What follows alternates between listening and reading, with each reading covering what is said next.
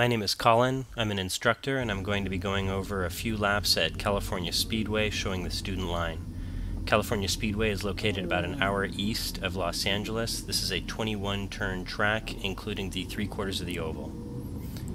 We are now entering the hot pit lane. Always make sure that you are waved on by an official before entering the hot pit lane. Coming out left here, make sure that when you enter the racetrack you stay on the left-hand side until you're sure that there's no traffic coming up behind you.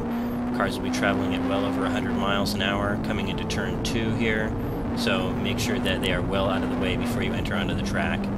There is a large variation between the flat part of the track here and the part of the track here, which is raised at a very steep angle, so be careful when you enter this side of the track that it's a very smooth entry.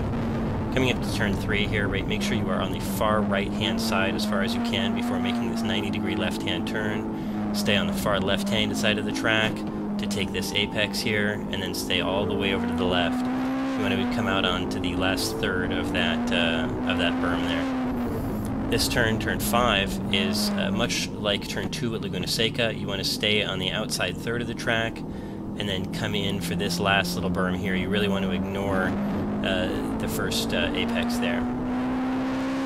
Coming up to turn 7 and 8, it's pretty easy apex through here. It's really difficult to mess up. Aim at the first cone, aim at the second cone. There really isn't anywhere you can go besides those two areas. Coming up to turn 9, stay all the way on the outside until passing that one cone there, and then turn in. This is a exceedingly late decreasing radius turn, and I want to make sure you come all the way out to the outside through there.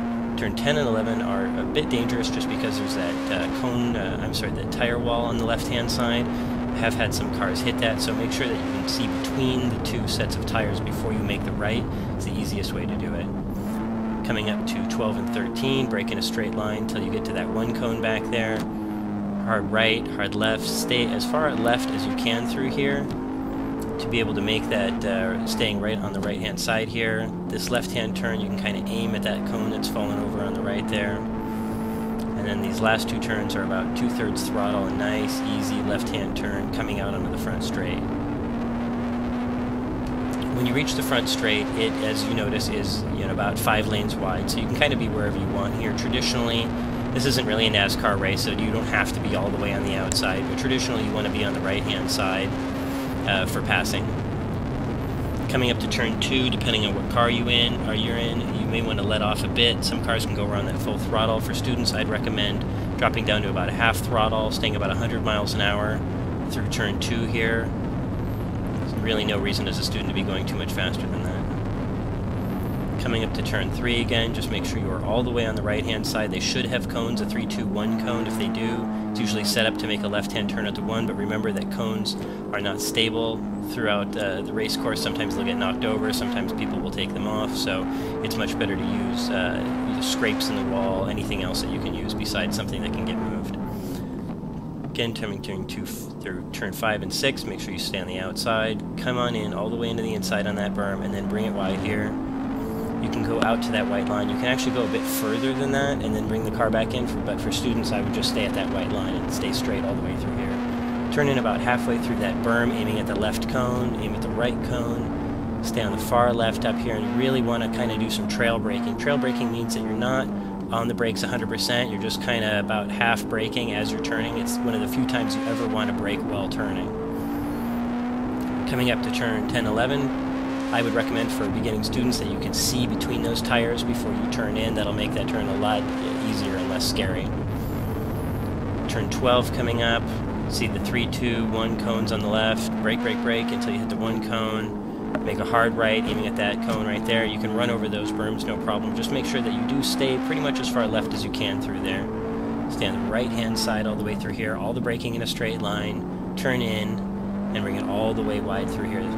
These two turns are the most important turns on the track because they lead up to the longest straightaway. So if you're going for a good top speed here, you really want to make sure to go through those two turns as fast as you can, especially in the higher race groups, because if you can get 10 miles an hour faster than someone else around those two turns, you are 10 miles an hour faster than the other cars all the way around that straightaway, and that's why those two corners are so important.